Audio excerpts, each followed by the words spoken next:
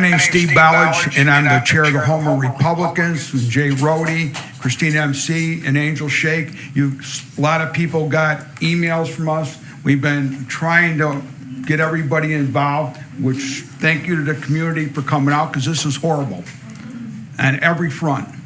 And I know the amount of time that these individuals spent, because it was me too. I mean, we're up all day and all night talking to people, because people find it almost impossible to believe. So people would say, you're lying. They're telling me I'm lying. I'd send them screenshots and an email. Then they would call me on the phone or send it back, and they can't believe this is happening in Homer Glen.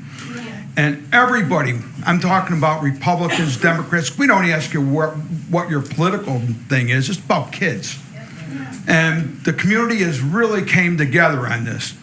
So when we said stuff out, it wasn't be political. So I want to make sure everyone realizes that.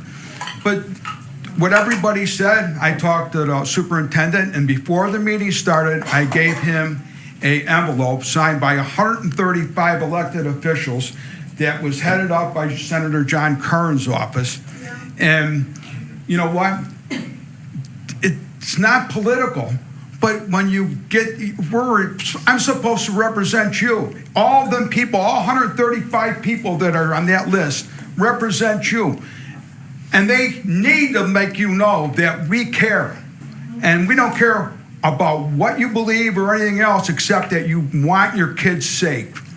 And so I don't know any way to put it other than that. You know, when I talked to Superintendent Choppy, I told him, I said, you need to come up with a plan, and a good plan, because how many people slip through the cracks?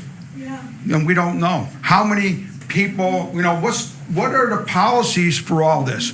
And I don't want to get into it now. And all these people came on a short notice. We start calling people on Wednesday, and we got a huge number of people involved.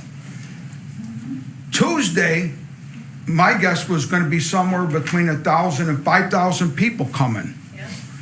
And you could talk to any of the people I just said. They've been on the phone for days, and it goes into the evening.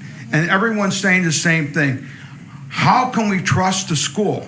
And so what the answer is, send them now. They have to come up with a plan and tell everybody what the plan is. And then, how do we move forward from this? That's the question. How do we move forward? And we all care about our children.